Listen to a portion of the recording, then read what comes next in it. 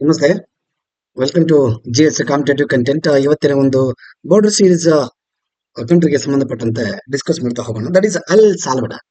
So ಇದು ಇವತ್ತಿನ ಒಂದು ಕರೆಂಟ್ ಅಫೇರ್ಸ್ ಅಲ್ಲಿ ಆಲ್ಮೋಸ್ಟ್ ಎವರ್ ಗೇನ್ ಒಂದು ಟಾಪಿಕ್ ಇತ್ತು. ಬಿಕಾಸ್ ಎಲ್ ಸಾಲ್ವಡಾರ್ ಕಂಟ್ರಿ ನೋಡಿರ್ಬೋದು. ಇಲ್ಲಿ ನಿಮ್ಗೆ ಬಿಟ್ ಕಾಯಿನ್ ಬಗ್ಗೆ ಐಡಿಯಾ ಇದ್ದೇ ಇರುತ್ತೆ. ಆ ಬಿಟ್ ಕಾಯಿನ್ ಅನ್ನು ಲೀಗಲ್ ಆಗಿ ಮಾಡಿದಂತ ಮೊಟ್ಟ ಮೊದಲ ದೇಶ ಅಂದ್ರೆ ದಟ್ ಇಸ್ ಎಲ್ ಸಾಲ್ವಡಾರ್. ಸಾಕಷ್ಟು ಎಕ್ಸಾಮ್ ಅಲ್ಲಿ ಈಗ ಕೇಳಿದ್ದಾರೆ. ಇತ್ತೀಚಿನ ಒಂದು ಎಕ್ಸಾಮ್ಸ್ ಗಳಲ್ಲಿ KPSC ಎಕ್ಸಾಮ್ ಆಗಿರ್ಬೋದು, ಅದರ್ ಸ್ಟೇಟ್ ಎಕ್ಸಾಮ್ ಆಗಿರ್ಬೋದು, ಈವನ್ UPSC ಗಳು ನಡೆಸಿದಂತ ಎಕ್ಸಾಮ್ ಗಳಲ್ಲಿ ಎಲ್ ಸಾಲ್ವಡಾರ್ ಬಗ್ಗೆ ಸಾಕಷ್ಟು ಸಲ ಕೇಳಿದ್ದಾರೆ. ಇದೇ ವಿಚಾರಕ್ಕೂ ಕೂಡ ಕೇಳಿದ್ದಾರೆ, ಇನ್ನು ಮುಂದೆನೂ ಕೇಳ್ತಾರೆ. ಬಿಕಾಸ್ ಈ ಬಿಟ್ ಕಾಯಿನ್ ಅನ್ನೋದು ಇವತ್ತಿನ ದಿನದಲ್ಲಿ ನೋಡಿ KSI ಎಕ್ಸಾಮ್ ಅಲ್ಲೂ ಕೂಡ ಅಥವಾ PSI ಎಕ್ಸಾಮ್ ಅಲ್ಲಿ ಈ ಬಿಟ್ ಕಾಯಿನ್ ಗಳ ಬಗ್ಗೆ ಅಥವಾ ಕ್ರಿಪ್ಟೋ ಕರೆನ್ಸಿ ಬಗ್ಗೆ ಕೇಳಿದ್ರು ಅಲ್ವಾ. ದಟ್ಸ್ ವೈ ಇದು ಒಂದು ರೀತಿಯಲ್ಲಿ ಯೂನಿಕ್ ಆಗಿರ್ತಕ್ಕಂಥ ಕಾನ್ಸೆಪ್ಟ್. ಸೊ ಮುಂದುವರಿಸ್ತಾ ಹೋಗೋಣ. ಹಣಕಾಸಿನ ಸೇರ್ಪಡೆ ಮತ್ತು ಉದ್ಯೋಗ ಸೃಷ್ಟಿಯನ್ನು ಉತ್ತೇಜಿಸಲು ಹಣ ರವಾನೆಗೆ ಅನುಕೂಲವಾಗುವಂತೆ ಬಿಟ್ ಕಾಯಿನ್ ಅನ್ನು ಕಾನೂನಿನ ಟೆಂಡರ್ ಆಗಿ ಅಳವಡಿಸಿಕೊಂಡಂತ ಮೊದಲ ದೇಶವಾಗಿದೆ L Salvador. After that L Salvador ಎಲ್ಲಿ ಬರುತ್ತೆ ಅನ್ನೋದು ಬಹಳ ಇಂಪಾರ್ಟೆಂಟ್. ನೋಡಿ, ಇಲ್ಲಿ ಗಲ್ಫ್ ಆಫ್ ಮೆಕ್ಸಿಕೋ ಬರುತ್ತೆ, ಈವನ್ ಆಲ್ಸೋ ಕ್ಯಾರಿಬಿಯನ್ ಸಿ ಬರುತ್ತೆ, ಅಟ್ಲಾಂಟಿಕ್ ಓಷಿಯನ್ ಈ ಕಡೆ ಇದೆ, ಆಮೇಲೆ ಪೆಸಿಫಿಕ್ ಓಷಿಯನ್ ಇದೆ. ರೈಟ್, ಈ ಒಂದು ಸಮುದ್ರಗಳ ಮಧ್ಯೆ ಬರ್ತಕ್ಕಂತ ಒಂದು ಮಧ್ಯ ಅಮೆರಿಕದ ದೇಶ. ಮಧ್ಯ ಅಮೆರಿಕ ಈ ಕಡೆ ನಾರ್ತ್ ಅಮೆರಿಕ ಇದೆ, ಈ ಕಡೆ ಸೌತ್ ಅಮೆರಿಕ ಇದೆ. ನಾರ್ತ್ ಅಮೆರಿಕ ಈ ಕಡೆ ಇದ್ರೆ ಸೌತ್ ಅಮೆರಿಕ ಇಲ್ಲಿ ಇರ್ತಕ್ಕಂಥದ್ದು. ಇಲ್ಲಿ ನೋಡಿ, ಯುನೈಟೆಡ್ ಸ್ಟೇಟ್ ಕೂಡ ಇದೆ, ಈ ಕಡೆ ಮೆಕ್ಸಿಕೋ ಇದೆ. ಇಲ್ಲೆಲ್ಲ ಸುತ್ತುವರೆದಂತ ದೇಶಗಳು. ನೋಡ್ತಾ ಹೋಗೋಣ. ಎಲ್ ಸಾಲ್ವಡಾರ್ ಅಧಿಕೃತವಾಗಿ L Salvador republic of L Salvador ಅಂತ ಕರೀತಾರೆ. ಮಧ್ಯ ಅಮೆರಿಕದಲ್ಲಿ ಇರ್ತಕ್ಕಂಥ ಒಂದು ದೇಶ. ಮತ್ತೆ ಈ ಒಂದು ದೇಶಗಳ ಬಗ್ಗೆ ಬಾರ್ಡರ್ ಗಳಿಗೆ ಆಮೇಲೆ ನೋಡೋಣ.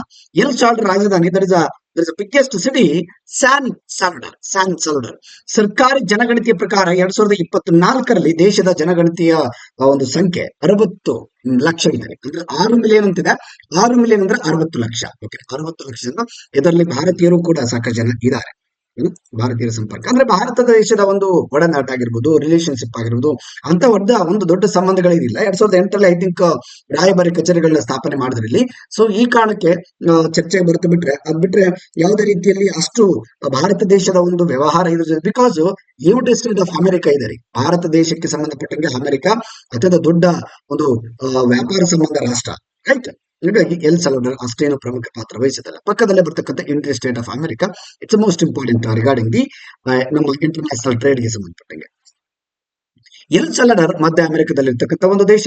ಇದು ಈಶಾನ್ಯದಲ್ಲಿ Honduras, in the north east that is Honduras, in the north west that is Guatemala, and also in the south that is Pacific ಮಹಾಸಾಗರ ಕೂಡ ಇದರ ಗಡಿ ಇದೆ. ನೋಡ್ತಾ ಹೋಗಿ, ಇಲ್ಲಿ ಇನ್ನೊಂದು ಬರುತ್ತೆ ಗಲ್ಫ್ ಆಫ್ ಫೋನ್ಸಿಕಾ. ಬಹಳ ಇಂಪಾರ್ಟೆಂಟ್ ನೆನಪಿಲ್ಲ. ಇವೆಲ್ಲ ನಾನು ಎಷ್ಟು ಬೇಕು ಎಕ್ಸಾಮ್ಸ್ಗೆ ಅದನ್ನಷ್ಟೇ ಹೇಳ್ತಾ ಹೋಗ್ತೇನೆ. ಯಾಕಂದ್ರೆ ಇದ್ರ ಬಗ್ಗೆ ಡೀಟೇಲ್ ಆಗಿ ಯಾವ್ದನ್ನು ಕೂಡ ಚರ್ಚೆ ಮಾಡಕ್ಕೆ ಎಲ್ಲವೂ ಕಷ್ಟ ಆಗುತ್ತೆ. ಬಿಕಾಸ್ ಒಂದೇ ವಿಡಿಯೋದಲ್ಲಿ ಒಂದು 2-3 ನಿಮಿಷದಲ್ಲಿ ನಾನು ಬಾರ್ಡರ್ ಸೀರೀಸ್ ಸಂಬಂಧಪಟ್ಟಂಗೆ ಕರೆಂಟ್ ಅಫೇರ್ಸ್ ಏನಿದೆ. ಬಿಕಾಸ್ ಎಕ್ಸಾಮ್ ಕೇಳೋದು ಇದನ್ನ ರೀ. ಕರೆಂಟ್ ಅಫೇರ್ಸ್ ಅಲ್ಲಿ ಯಾವ ವಿಚಾರಗಳು ಚರ್ಚೆ ಆಗ್ತವೆ ಆ ಪ್ಲೇಸ್ಗಳನ್ನ ಕೇಳ್ತಾರೆ. ಆ ಪ್ಲೇಸ್ಗಳನ್ನ ನಮ್ಮ ದೇಶದಾದ್ರೆ ಡೀಟೇಲ್ ಮಾಹಿತಿಯನ್ನು ಕೇಳ್ತಾರೆ. ನಮ್ಮ ದೇಶದಾದ್ರೆ ಡೀಟೇಲ್ ಮಾಹಿತಿಯನ್ನು ಕೇಳ್ತಾರೆ. ಇಲ್ಲಿ ಜಸ್ಟ್ ಇದನ್ನ ನೆನಪಿದ್ರು ಕೂಡ ಸಾಕಾಗುತ್ತೆ. ಈ ದೇಶಗಳ ಸುತ್ತಮುತ್ತ ಬರ್ತಕ್ಕಂಥ ಪ್ಲೇಸ್ಗಳು ಮತ್ತೆ ಇಂಪಾರ್ಟೆಂಟ್ ಆದಂತ ಒಂದು ಪ್ಲೇಸ್ಗಳು. ಇಲ್ಲಿ ನೋಡಿ, ಹೋಲಿಕೆನೋಗಳು ಬರ್ತವೆ. ಚಿಂಗು ಹೋಲಿಕೆನೋ, ಆಮೇಲೆ ಸಂಟಾನಾ ಹೋಲಿಕೆನೋ, ಮತ್ತೆ ಲೇಕ್ ಆಫ್ ಕಾಂಟಿಪ್ಯೂ, ಮತ್ತೆ ಲೇಕ್ ನೋಡಿ ಇರಾಪಾಂಗು, ಮತ್ತೆ ಕೆರೋನ್ ಗ್ರ್ಯಾಂಡ್, ಇವೆಲ್ಲ ಕಂಡು ಬರ್ತಕ್ಕಂಥ ಪ್ರದೇಶಗಳು. ತುಂಬಾ ಇಂಪಾರ್ಟೆಂಟ್ ಆಗಿರ್ತಕ್ಕಂಥ ವಿಚಾರಗಳು. ಸೊ ನೆನಪಿರ್ಲಿ, ಎಕ್ಸಾಮ್ಸ್ ಅಲ್ಲಿ ಬಹಳ ಇಂಪಾರ್ಟೆಂಟ್ ಆಗಿರ್ತಕ್ಕಂಥದ್ದು. ಮತ್ತೆ ಮುಂದೆ ಕೂಡ ಕೇಳ್ತಾರೆ ಪದೇ ಪದೇ. ನಿಮ್ಮ ಫ್ರೆಂಡ್ಸ್ ಗಳು ಕೂಡ ಶೇರ್ ಮಾಡಿ. ಇದು ಅತ್ಯಮೂಲ್ಯವಾಗಿ ನಿಮ್ಗೆ ಬೇಕಾಗುತ್ತೆ ಎಕ್ಸಾಮ್ ಅಲ್ಲಿ. ನೋಡಿ, ಯಾಕಂದ್ರೆ ಕೆಲವೊಂದು ಕರೆಂಟ್ ಅಫೇರ್ಸ್ ಅಲ್ಲಿ ನಾವು ಓದೋದು ಬಿಟ್ಬಿಡ್ತೀವ್ರಿ ಅಲ್ವಾ. ಎಷ್ಟೋ ಜನ ಎಕ್ಸಾಮ್ ಅಲ್ಲಿ ಹೋದ್ಮೇಲೆ ಆ ದೇಶದ ಹೆಸರು ಬಂದ ಮೇಲೆ ಇದನ್ನು ಓದ್ಲಿಲ್ಲ ನಾವು ಅನ್ಸುತ್ತೆ. ಈ ಒಂದು ಕಾರಣಕ್ಕೆ ಬಾರ್ಡರ್ ಸೀರೀಸ್ ಸಂಬಂಧಪಟ್ಟಂಗೆ ಪ್ರತಿ ಎಕ್ಸಾಮ್ ಅಲ್ಲಿ ಒಂದು 2-3 ಕ್ವಶನ್ಸ್ ಇದ್ದೇ ಇರ್ತವೆ. ಈ ನಿಟ್ಟಿನಲ್ಲಿ ನಾನೇನ್ ಮಾಡ್ತೀನಿ, ಈ ಬಾರ್ಡರ್ ಸೀರೀಸ್ ಅನ್ನ ಸ್ಟಾರ್ಟ್ ಮಾಡ್ತೀನಿ.